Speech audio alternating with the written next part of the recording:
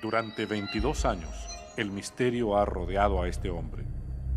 En 1977, desapareció delante de sus compañeros. 15 minutos después, todos ellos lo vieron regresar con la barba crecida.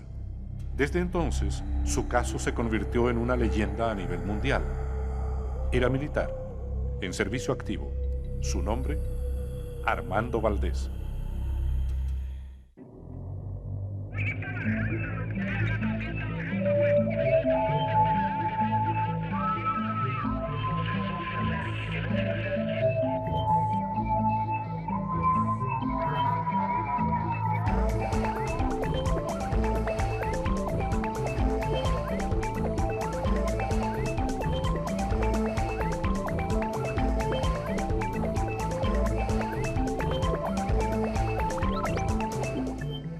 De los aviones parpadean, pues estamos haciendo parpadean. Como que aceleró más.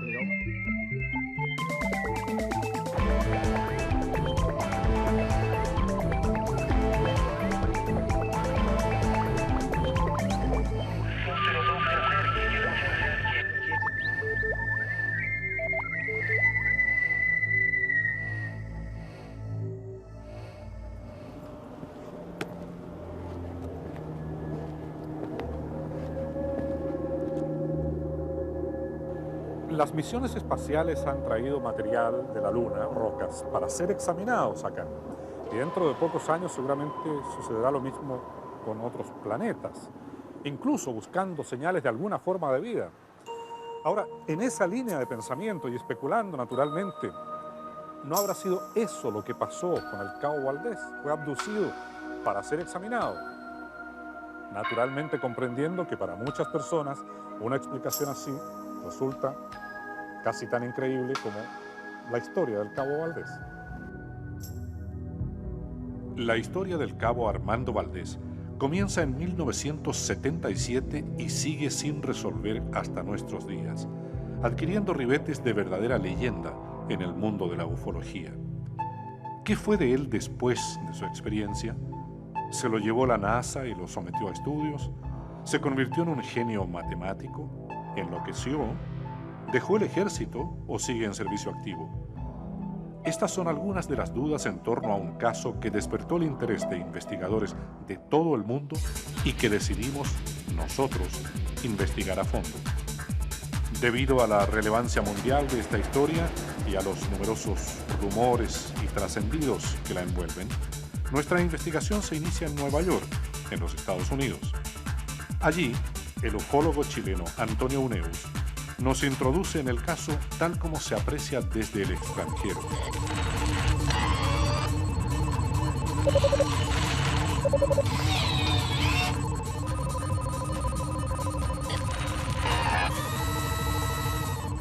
A pesar de que yo he sido el gran divulgador de los casos chilenos, diría que el único que tiene realmente, que se conoce, digamos, a nivel que sale citado en muchos libros, sería el caso Valdés, el del Cabo Valdés de la patrulla militar en Putre. Es una abducción, ¿verdad? Lo del Cabo Es una Valdés, abducción, pero no una abducción clásica, porque en la abducción clásica el tipo tiene lo que decía el señor Hopkins, missing time, o sea, la persona, digamos, está viajando de Santiago a Valparaíso y eso toma 1 hora y media de viaje y la persona le tomó 4 horas y no recuerda qué le pasó. Entonces tiene 3 horas de tiempo perdido, de ahí viene el término missing time. En cambio, en el caso de Valdés, es un caso de tiempo ganado. La persona desaparece por solo 15 minutos. Sin embargo, por eso es tan famoso, cuando regresa, tiene la barba crecida y el fenómeno en el reloj, la fecha del calendario en el reloj, que marca 5 días en el futuro. O sea que por eso es un caso tan único.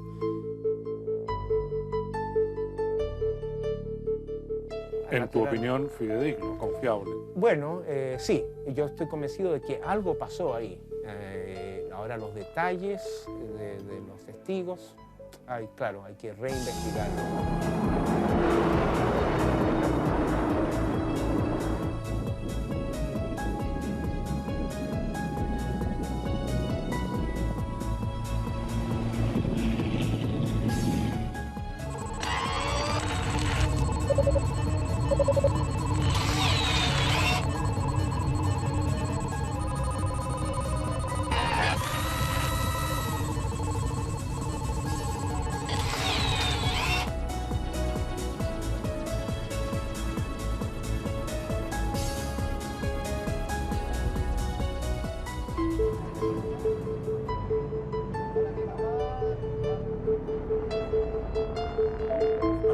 conoce el caso del Cabo Valdés.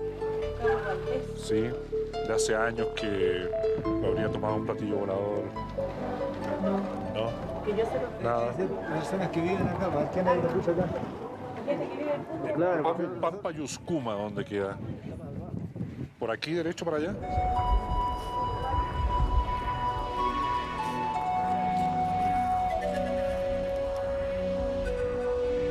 Los hechos ocurrieron exactamente en este lugar, que se llama Pampayuscuma, pero en realidad son las afueras de Putre. De hecho, las construcciones, esa línea blanca que se divisa a mis espaldas, son las del regimiento Granaderos, que en aquella época albergaba también al regimiento Huamachuco, que ahora se encuentra más arriba en la montaña.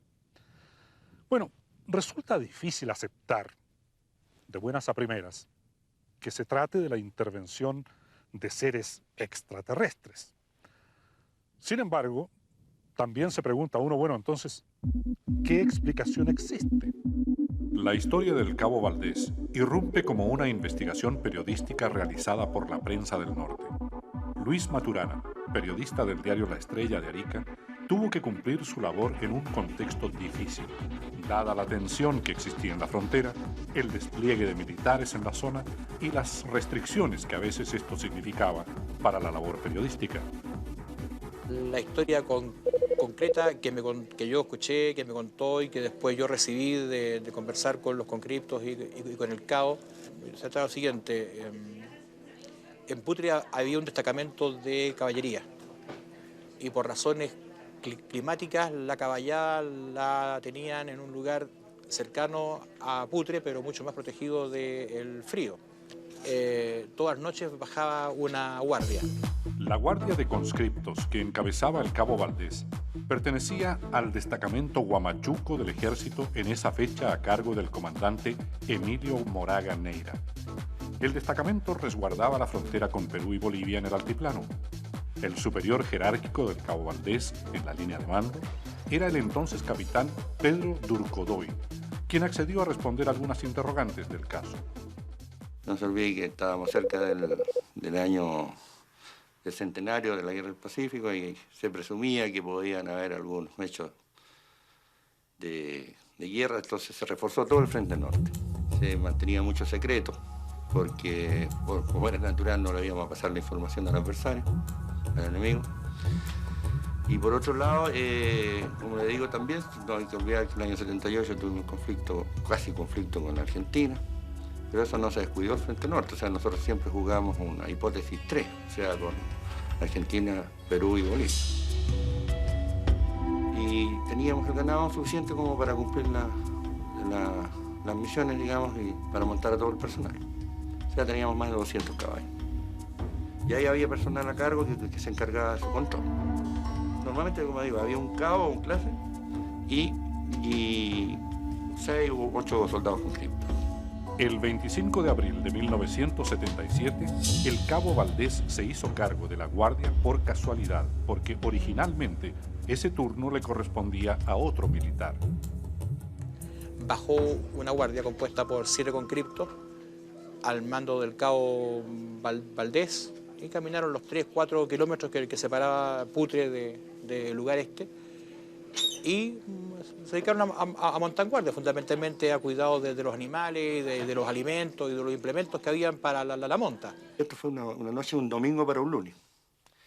Yo ese fin de semana había bajado y regresé el día lunes en la mañana. Llegué aproximadamente como a las 11 de la mañana y ahí me impuse de los hechos.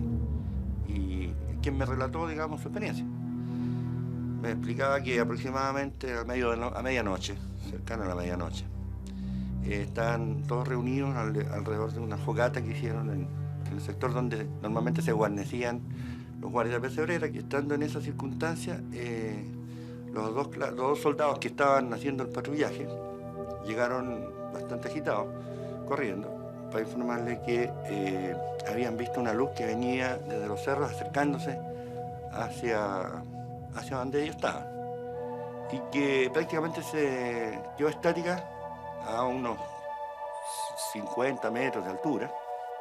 Y ellos dicen que las luces se posaron en la falda de la colina esta y se proyectaban como acercándose hacia ellos y después se alejaban. Iluminando como si fuera de día todo el sector.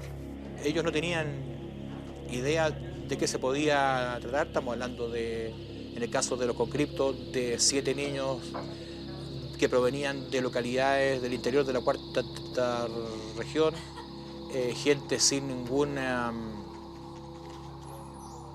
cercanía a lo que es la ciencia ficción ni a la televisión de películas de ese tipo. Inicialmente se rezaron. Posteriormente, esperando que esto desapareciera o que se fuera, pero se mantenía ahí mismo.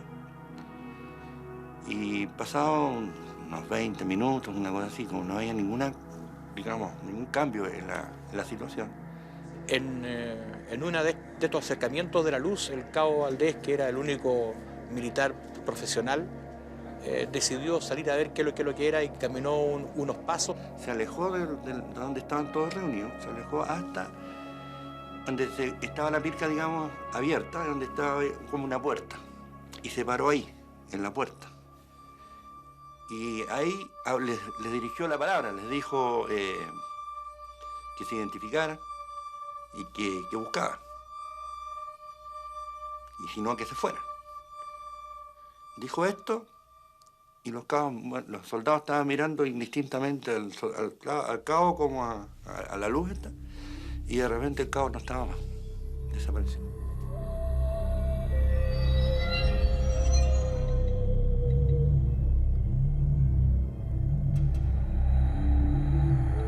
Ya, ahí sí que se asustaron. Si estaban asustados los soldados, ahora estaban más asustados, con su cabo desaparecido, solo. Cuentan ellos que lo volvieron a ver como 15, 20 minutos después.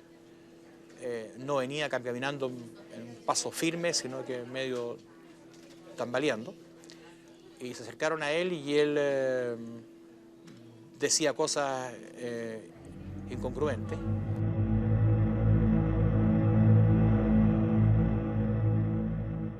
Apareció con bastante barba. Fue una de las cosas que se dieron cuenta los soldados.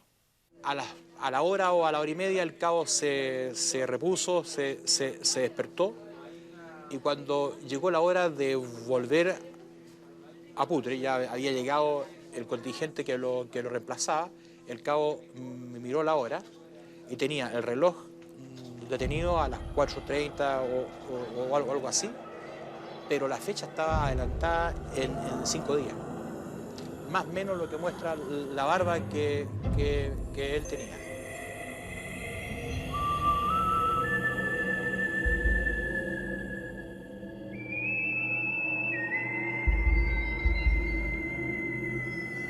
Bueno, como digo, no se había afectado todavía. Está muy afectado. Se notaba muy preocupado. Tenía una gran interrogante, no sabía qué había pasado porque él no recordaba absolutamente nada de esta situación. Yo les creí efectivamente que algo sucedió, que efectivamente hubo algo extraño que no sale de todo lo normal. Que esto fuera un ovni o fuera otra cosa, eso no tengo la certeza. Cuando entrevistamos a Valdés, yo lo noté primero reacio a contar mucho, bastante complicado, yo diría bastante inquieto y con las cosas poco claras. Yo creo que él no sabía qué le había pasado. Es como si tuviera una laguna mental, un momento en que no se recordaba. Ahora, el tema de la barba, el tema del reloj, sí que lo tenía claro. Eso ya es posterior al hecho. Cuando se publica la noticia, los diarios dicen: una patrulla militar vio un ovni. Esa información no es correcta y el error fue deliberado. ¿Por qué a los mandos militares les convenía alterar la información de prensa y hablar de una patrulla en vez de una guardia? La respuesta es simple. Una patrulla lleva armas y equipos de radio. Una guardia, como la que acompañaba a Valdés, no tenía nada. A los militares les preocupaba la información que pudiesen recibir los países vecinos a través de la prensa sobre el despliegue de tropas en esa zona de la frontera y preferían decir que estaban muy bien equipados. Nosotros le bajamos el perfil absolutamente, así, no queríamos que esto se trascendiera porque sabíamos lo que venía detrás, porque venía en el trabajo periodístico y esto traía un montón de gente que iba a llegar al cuartel a visitar esto y se iba a difundir, iba a salir en los diarios, iba a salir unidad militar, Canao, etcétera, la ubicación y todo, la fuerza. En algún momento la gobernación, tengo entendido, solicitó que se parasen las publicaciones, pero a las 24 horas, a las 48 horas estábamos de vuelta con la información, lo que quiere decir que el director negoció a nivel de intendencia o a nivel de la comandancia en jefe o del general inspector y pudimos nuevamente salir con toda la historia, tal como había sido escrita y aprobada. Y es lo que queríamos evitar. Se evitó hasta cierto punto. La repercusión nacional de la historia fue instantánea. Los corresponsales la despacharon el mismo día en que fue publicada por el diario La Estrella y todos los que llegaron después encontraron mayores restricciones. Dos hechos sorprendentes se produjeron a continuación. Por primera vez en su historia, el ejército ratificó en forma explícita versiones de prensa sobre el avistamiento de un ovni. Entregó un comunicado oficial que señalaba que lo publicado se ajustaba a los hechos. Era pues imposible negar que el incidente había ocurrido. Y el otro hecho fue que el diario El Mercurio de Santiago, habitualmente escéptico frente a estos temas, publicó la historia del Cabo Valdés en su portada. Hermógenes Pérez de Arce, periodista y abogado, es columnista desde hace 37 años del diario El Mercurio de Santiago. En 1977 era director del diario La Segunda. La que se llama prensa seria tiene el mismo problema que tienen las personas serias con estos fenómenos. Entonces, la prensa seria teme perder su prestigio de seriedad si empieza a publicar estas cosas. Y yo recuerdo que cuando nosotros en La Segunda publicábamos todos estos antecedentes, no solo en este caso, sino en otros, de avistamientos o de experiencias de personas con objetos voladores no identificados, nunca el Mercurio seguía con esas noticias. Posteriormente se tendió como un manto de secreto, que es común a todas estas situaciones. Y yo no me lo explico bien, pero me imagino que hay alguna especie de acuerdo internacional de mantener en reserva esta información, que se refiere a objetos voladores no identificados, a lo que se llama abducciones, cuando las personas han sido tomadas por los tripulantes de estos objetos. Se publicó esta información en la prensa del norte y a nosotros nos interesó mucho, la prensa local, digamos. Y enviamos un periodista a ubicar a todas las personas que participaron. Y el relato resultó muy genuino, muy interesante, porque eran todos testigos que estaban contestes en lo que había sucedido. Como se dice en el lenguaje jurídico, son testigos contestes y que dan razón de sus dichos. Y en el derecho eso constituye plena prueba. Entonces, uno como abogado, cuando hay 4 o 5 personas que dan la misma versión de un hecho, tiende a pensar que sucedió.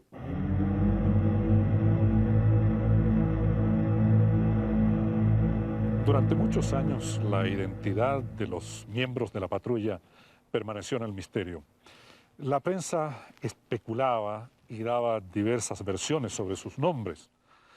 Pero nosotros, tras larga investigación, los hemos encontrado y hemos sabido qué fue de ellos.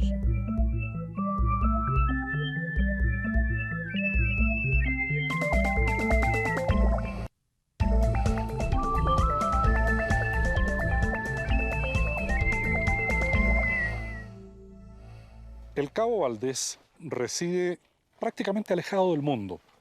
Desde aquella experiencia en el año 1977, que ha sido calificada por el Centro de Estudios de OVNIs de Roma como la abducción más importante de que haya registro, porque sucedió frente a sus compañeros y porque 15 minutos después tenía la barba crecida y el reloj adelantado en 5 días. El Cabo Valdés, del año 77 a esta parte, se ha negado a hablar y son muy pocos los investigadores que siquiera han podido establecer contacto telefónico con él. Nosotros Identificamos a varios de sus compañeros y por primera vez sabemos qué recuerdo tienen del hecho. Tras una larga investigación pudimos descartar rumores, versiones inexactas, errores y conseguimos las identidades correctas de los miembros de la Guardia que acompañaban al cabo Valdés aquella noche de abril de 1977. Los conscriptos eran Pedro Rosales Arancibia, Iván Robles Mella, Germán Riquelme Ovalle, Juan Reyes, Julio Rojas, Raúl Salinas, Humberto Rojas Vélez. Este es Raúl Salinas, ex miembro de la Guardia. Hoy está casado, tiene 42 años de edad y trabaja como obrero. Él es Raúl Salinas, si no me equivoco.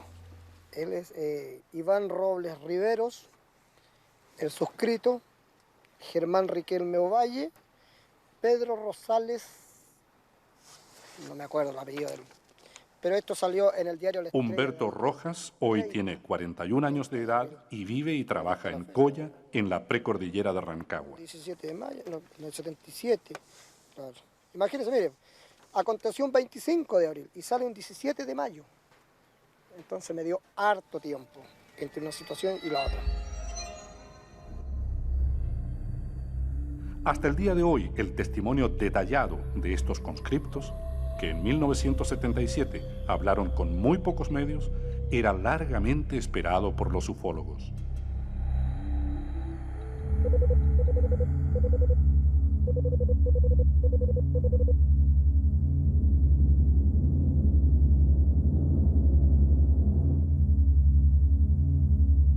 Me dijo, ¿por qué no me calentas de agüita? Porque me voy a echar una afeitada. Entonces ya tenía pelo largo ya, tenía barba.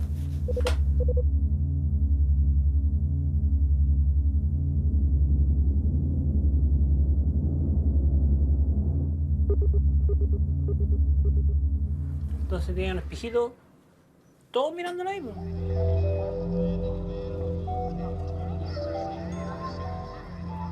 Se puso a afeitarse. Entonces dijo, ya, ¿quién van a ser los dos primeros que van a hacer turno? Todos siguieron mirando, dijo, ya, yo le dije yo, con otro más. Más o menos serían como a las 3 de la mañana, una cosa así. Estando apostado Rosales, me acuerdo, que nosotros le decíamos pecho de palo.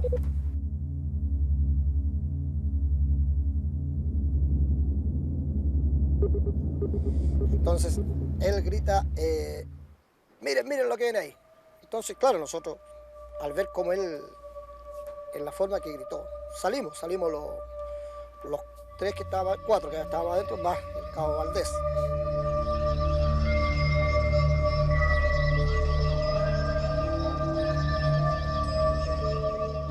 Vengo así dando el par de así, vengo caminando, y en ese lazo, de los otros dos muñecos que tocaban el turno, dijo, mi cabo, mire. Una nave, ahora uno dice una nave, ¿verdad? En ese tiempo, una luz grande, dos luces que tenía a los costados, sale en la noche, Cerro La Cruz, y se nos posa al frente. A ver, a ese, al cerro allá, ya, al frente. Y en ese momento apareció una neblina grande. Aparece una neblina así y se para. Y se ve la nave.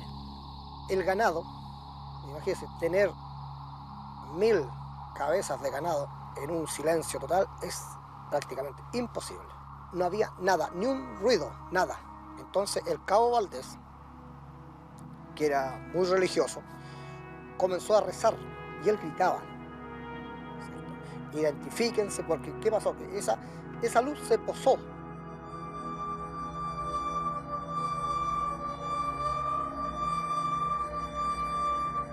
Estábamos todos en perfectas condiciones físicas y psíquicas. Estábamos todos en ese momento viendo la nave tomados de la mano. Y en ese lazo nosotros, yo lo único que me acuerdo, nos quedamos dormidos. A los 10 minutos nosotros despertamos y empezamos a preguntar por el cabo Valdés. oye, y el cabo, y la nave ahí, justo ahí. Y todo, y mi cabo, lo buscábamos, gritamos. No apareció, no hubo caso.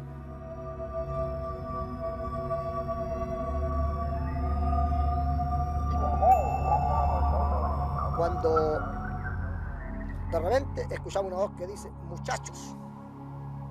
Claro, salimos nosotros, y era mi buen cabo Valdés. Y cae a los pies de nosotros, una altura grande más o menos, para matarse a una persona.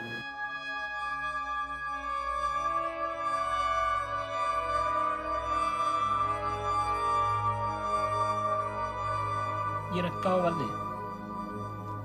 Como era chiquito así, yo pensaba que eran unos de ellos, porque yo cuando lo vi ya con barba y todas las cuestiones. Y lo alcanzamos a tomar y se desvanece. Lo acercamos, ¿cierto? Porque tiritaba el hombre.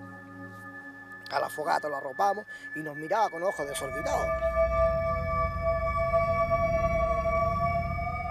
Entonces él comenzó a decirnos, ustedes no saben quiénes somos ni dónde venimos.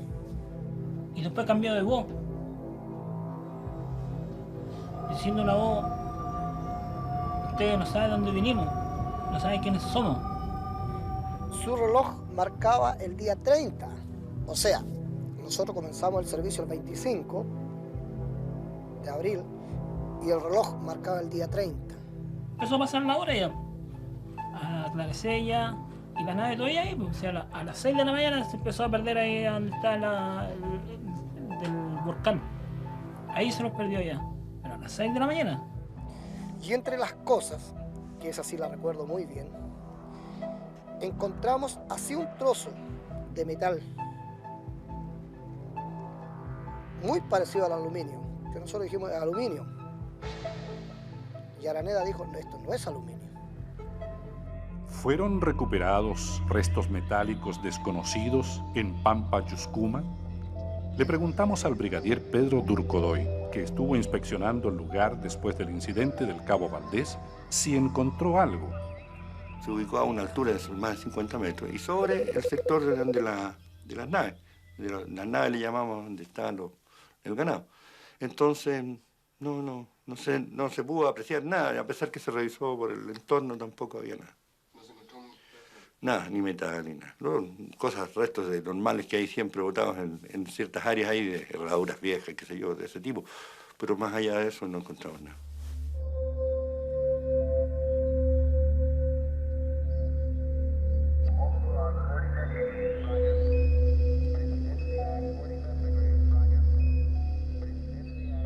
La última vez cuando lo vi fue cuando nosotros cuando él se fue, ya cuando quedó ya de civil ya, se despidió de nosotros.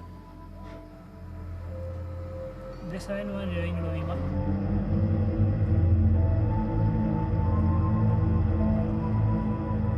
Se tejieron muchas versiones, ¿verdad? Que lo estaban estudiando de la NASA, que el ejército lo había mandado a una hipnosis, que se había vuelto loco, que estaba un experto en matemáticas. Se tejieron muchas hipótesis que en realidad nunca nosotros, por lo menos yo no tuve oportunidad de verificar si efectivamente todo eso aconteció con él.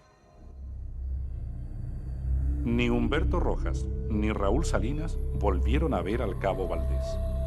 Nosotros averiguamos que los exámenes psiquiátricos que se le practicaron en el hospital militar todavía son reservados y protegidos por el secreto médico.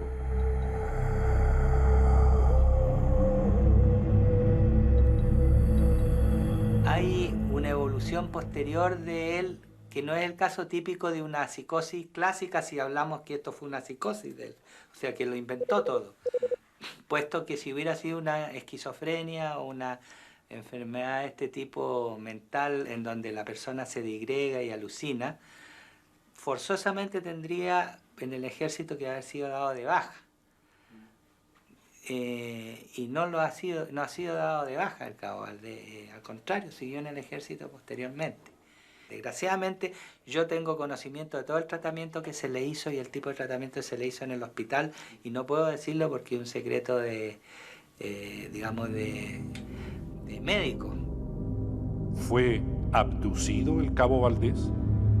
Las abducciones son fenómenos muy reales para David Jacobs, quien ha investigado 700 casos de supuestos secuestros de personas por parte de presuntos alienígenas en los Estados Unidos, Europa, África y Latinoamérica. Todos los afectados dicen o cuentan lo mismo.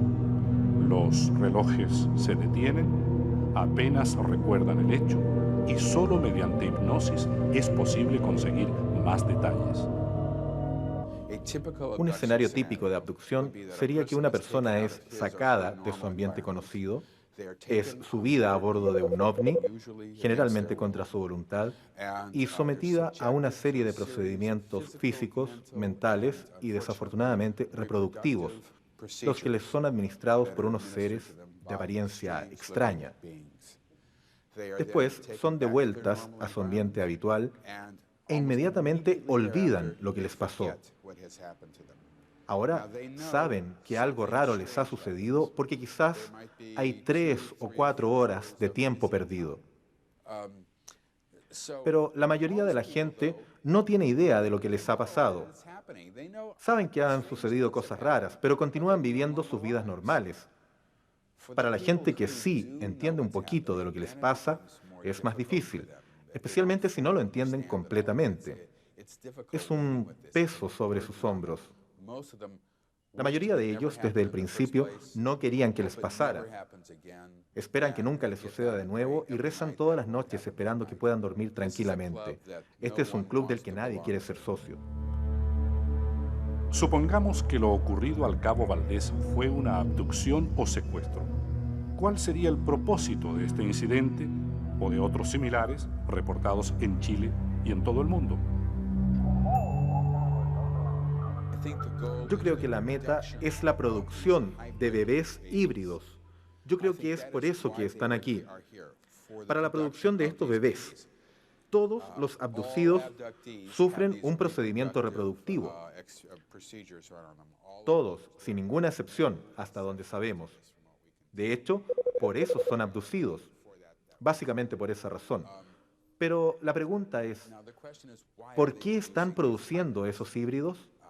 Yo creo que lo que eventualmente vamos a presenciar es una integración de esos híbridos a nuestra sociedad y cultura humana. Y yo pienso que esto va a suceder relativamente luego. La teoría de Jacobs es sórdida. Si las abducciones son reales, el propósito sería la experimentación con seres humanos y la producción de híbridos que vivirían infiltrados entre nosotros. ¿Es posible encontrar una explicación científica para lo sucedido al cabo Armando Valdés? En 1977, poco después de los hechos, surgieron las primeras dudas. El diario La Defensa de Arica planteó que un fenómeno eléctrico podría ser la respuesta. Pero, ¿hay algún fenómeno eléctrico que haga crecer la barba de una persona? Decidimos interrogar a expertos que pudiesen darnos una versión distinta del caso Valdés.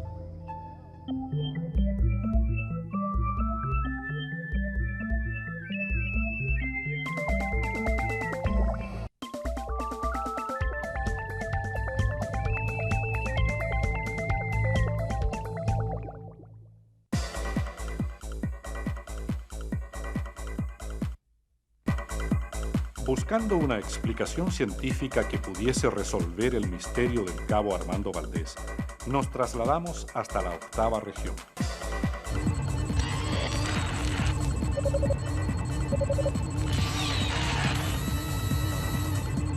Vinimos hasta la Universidad de Concepción para conversar con un distinguido académico con muchos años de docencia que se interesó por el fenómeno ovni hasta el punto de formar una agrupación para investigar las noticias respecto a avistamientos que se daban en la zona. Él tiene explicaciones científicas para estos fenómenos. Rafael Vera es profesor de la Universidad de Concepción y se ha especializado en física en universidades nacionales y extranjeras. Lleva más de 40 años como docente e investigador E incluso se ha dedicado a formular nuevas interpretaciones para la física contemporánea vigente desde Albert Einstein.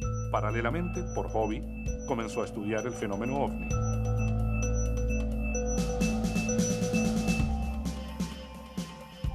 El caso más interesante fue el caso que se presentó en Santa Bárbara, de un mecánico que había tenido un avistamiento. El mecánico se llamaba Chito Cerda, y aunque falleció hace tiempo, tanto el doctor Vera como sus familiares recuerdan ese incidente de 1968. Mientras Cerda iba en automóvil por un camino rural, divisó una extraña luz.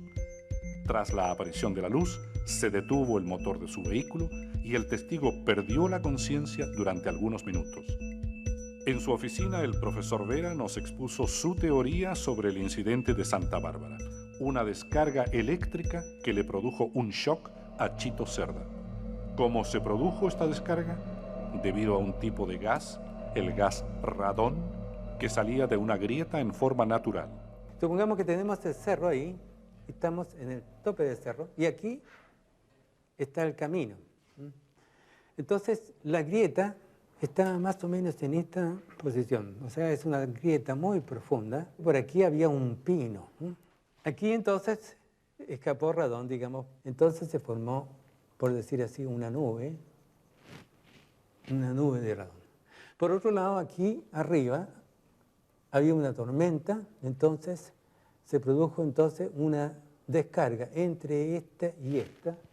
Entonces, cuando llegó a una distancia en donde se pudo establecer el arco, entonces supongamos que haya llegado la nube ahí, se produjo aquí el ovni. Evidentemente, en mi manera de ver, que este tipo de ovni se debe entonces a la disipación de la energía eléctrica que está contenida en la nube, que se disipa a través de este. Y aquí interviene la conductividad promovida por los gases radioactivos que existen en la atmósfera.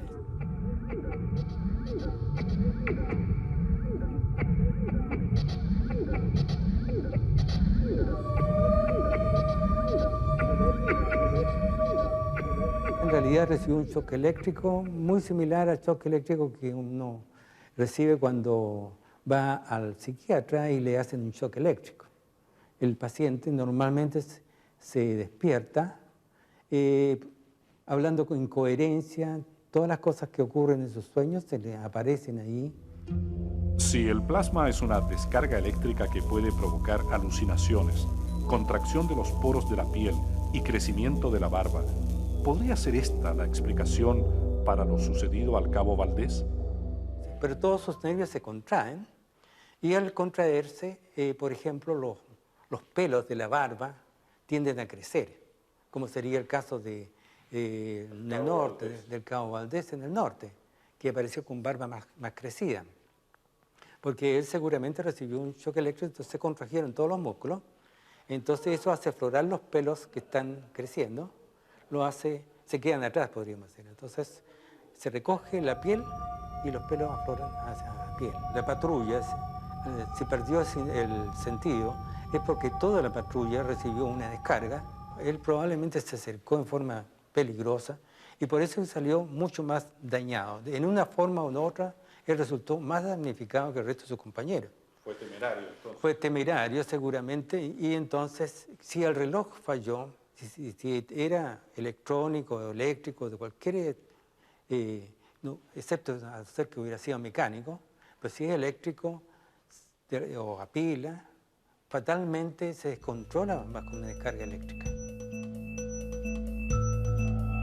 Acompañamos al profesor Vera a Santa Bárbara, al interior de la zona cordillerana de la región del Biobío, para comprobar la validez de su teoría sobre el incidente de Chito Cerda.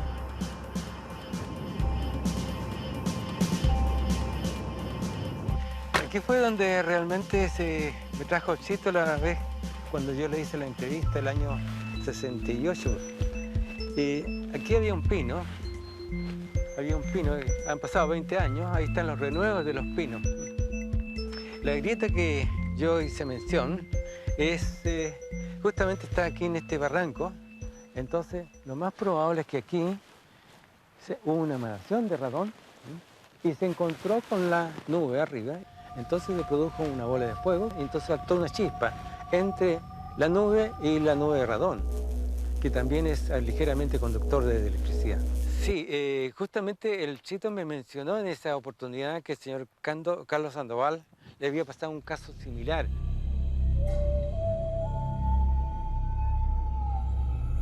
En ese mismo lugar y en la misma época, la familia Sandoval vivió una experiencia que les resultó aterradora. Bueno, cuando veníamos aquí en el altito de ahí, yo vi la luz ahí, esa que venía subiendo así.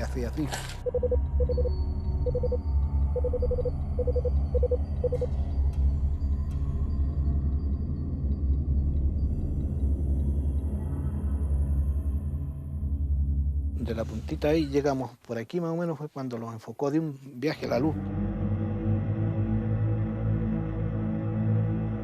Que lo fuimos a la orilla y yo de ahí anduve perdiendo los quilates, como que no me acuerdo mucho. Y lo otro que a mí me da la impresión que el auto se detuvo, que no lo detuvo él. Yo me había trasladado del susto para el asiento de atrás del vehículo porque como yo pensaba que me querían quitar al niño. Ese era mi miedo. ¿Por qué pensé eso? No sé. No. A mí se me ocurrió que me querían quitar el niño para estudiarlo, no sé, una cosa así. No pensé nunca que me querían a mí o a él, sino que querían la guagua. Porque yo de lo que estaba segura era que era algo sumamente extraño lo que lo estaba pasando. Que no era un vehículo, no era un avión, no era nada de eso, porque era una cosa que no hacía nada de ruido. Si nosotros en ningún momento escuchamos nada, sino que solamente veíamos la luz. Y en los momentos en que la observábamos era cuando le veíamos esas lucecitas como a los lados así. Y en el centro tenía el foco grande. En el centro estaba la luz esa inmensa. Yo quedé tan nervioso que después yo no podía tomar el volante porque yo hacía así de esta manera, se me movían las manos y no hallaba cómo hacerlo caminar el auto. Y la forma como desapareció la luz, claro. Eso también fue una cosa demasiado rápida. Se movió así para arriba, hizo un movimiento para el lado así y desapareció. Más de media hora no fue lo que estuvimos detenidos aquí, yo siempre pensaba eso. Y cuando llegó mi mamá nos dice que es tal hora, bueno, yo no... Claro, y ellos dicen que nos vieron a nosotros como... O sea, nos notaron en la cara que algo nos había pasado. Tanto Carlos Sandoval como su esposa no recuerdan lo que hicieron durante 2 horas aquella noche. Es decir, sufrieron missing time o tiempo perdido. Y el ovni que describen es similar al que vieron los conscriptos en Putre.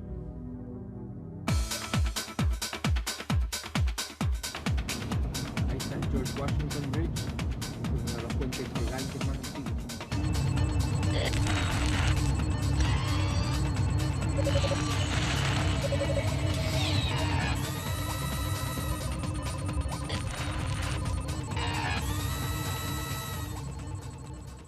En esta área del valle del río Hudson, al norte de la ciudad de Nueva York, a comienzos de los 80 se registraron numerosos avistamientos. Por eso resulta hasta cierto punto paradojal que precisamente aquí nos encontremos con un investigador que cree tener una explicación científica para gran parte de estos fenómenos. Seguimos investigando la teoría de una descarga eléctrica que pudiese provocar alucinaciones, esta vez en los Estados Unidos. En las afueras de Nueva York, el astrónomo John Burke nos conduce a grutas de piedra de la época precolombina que poseen grandes concentraciones de energía. Mediante estos sensores, el astrónomo John Burke descubre que el aire dentro de la caverna tiene una carga eléctrica negativa más alta que lo normal. Las cargas negativas suben y las positivas bajan. La atracción que se produce entre ambas produce un pulso que tiene efectos sobre los organismos vivos. Hace 2000 años, los habitantes precolombinos de las afueras de lo que hoy es Nueva York descubrieron estos efectos y decidieron manipularlos. Entonces elegían estos sitios cuidadosamente y después lo construían de una cierta forma para concentrar las cargas. Experimentos realizados en estas cavernas con semillas de porotos y maíz demostraron que bajo estas condiciones crecen más rápido y mejor. Las cavernas funcionan como invernaderos de piedra, pero el plasma, aire cargado con electricidad que hay en estos lugares, también puede afectar a las personas. Esta caverna en particular llamó nuestra atención por primera vez cuando un investigador local de ovnis había sacado fotos infrarrojas desde dentro de la caverna. Cuando estaba adentro, aunque nada fue visible al ojo desnudo, sacó una serie de fotos con esa película infrarroja. Y fue solo después que las habían revelado que apareció una bola de algo caliente y energético. Y probablemente un plasma, como en este lugar, quieto aquí, suspendido en el medio de la caverna. Y esa fue la primera cosa que llamó nuestra atención, que había energías plásmicas involucradas aquí. Sería visible incluso a la luz del día. Sí, durante el día un plasma reflejando la luz del sol tendería a aparecer como un objeto plateado y probablemente tendería a ser redondo si no está girando rápidamente, pero si está girando rápidamente y el plasma tiende a girar, va a ponerse más plano y se esperaría que asumiera una forma más parecida a un disco. ¿Una fuerza como el plasma podría afectar a un ser humano negativamente? Claro que sí.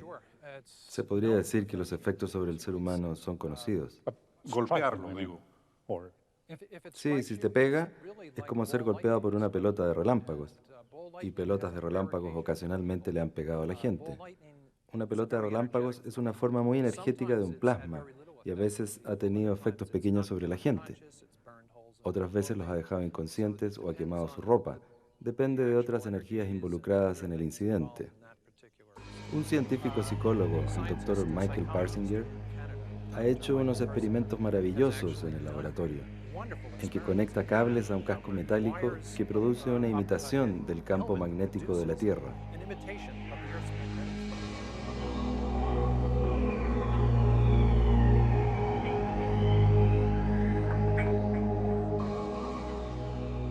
Y usa sujetos voluntarios y simplemente los somete a fluctuaciones similares a lo que podríamos experimentar aquí entre la medianoche y el amanecer.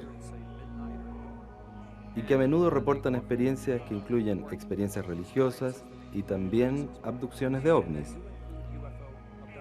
De hecho, he encontrado que la configuración es muy importante. Si se pone cantos gregorianos en el fondo, es más probable que la gente tenga experiencias religiosas. Pero si se pone la banda sonora de encuentros cercanos del tercer tipo, es más probable que la gente tenga experiencias de abducción de ovnis. La experiencia se sucede ahí en el laboratorio y le reportan que están en el bosque, que hay una luz fuerte dentro de los árboles y rayos blancos moviéndose hacia ellos. Y es muy parecido a los informes de abducciones. O sea que el plasma podría explicar las llamadas abducciones. Bueno, por lo menos algunas experiencias, al menos algunas abducciones. ¿Dónde está hoy el Cabo Valdés? ¿Cuándo se sabrá qué le ocurrió realmente? ¿Escogió él una fecha para entregar su versión?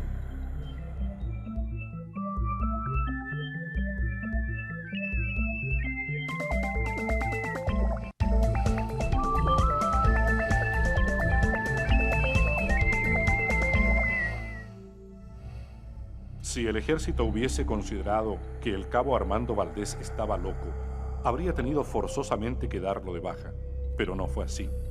Tras un año de investigación, confirmamos que sigue perteneciendo al ejército y hoy es suboficial. Siguiendo un procedimiento reglamentario, pedimos al Departamento de Comunicaciones del Ejército que autorizara a Valdés a otorgar una entrevista. La respuesta fue negativa. ¿Hay forma de descartar un engaño deliberado en el caso Valdés? Le preguntamos a nuestros entrevistados si se habría justificado una cosa así en esa época. Hay muchos otros métodos menos llamativos para hacerlo. No, esto fue una cosa que pasó para la cual pueden haber muchas explicaciones, pero allí en Pampa Yoscuma pasó algo. Y yo creo que el ejército a la larga debe haber lamentado no haber, digamos, cerrado un poco las puertas antes. El Cabo Valdés era un clase normal, bastante normal, yo diría de normal, de promedio 4, 5, 5 nomás. Pero después de esta experiencia, su rendimiento, se puso más serio, mejoró su rendimiento. Yo diría que le hizo muy bien.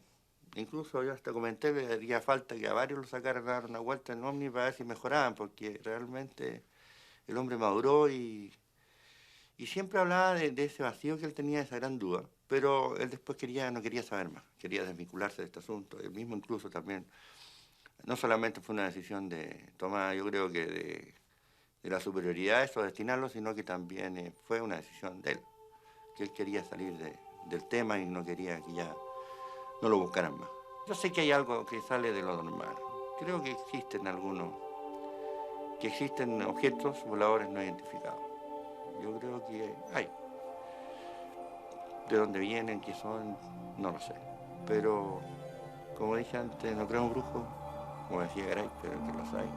Y creo un poquito en que esto existe. Mientras más estudio este fenómeno, menos me gusta. Mientras más aprendo de él, más temor me provoca. Eso es algo que yo considero malo. Me gustaría no tener esa opinión y no tener que decirlo, pero todas las evidencias me llevan allá.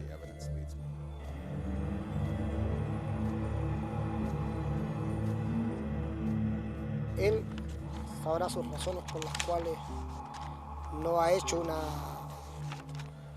una demostración pública, ¿cierto?, de lo que realmente a él le aconteció. No sé en realidad sus causas, porque no lo he visto. No he tomado ningún tipo de contacto. No sé. No.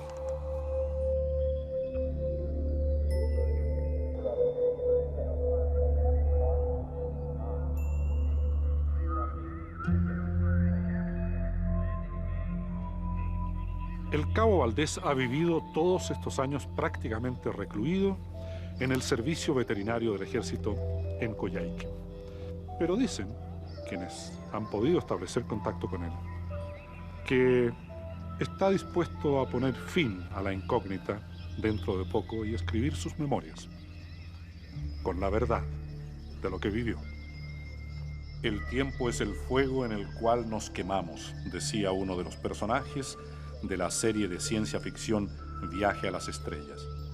Y es en ese lapso, en aquellos minutos de tiempo perdido sin explicación, donde seguirá viva la historia del Cabo Valdés.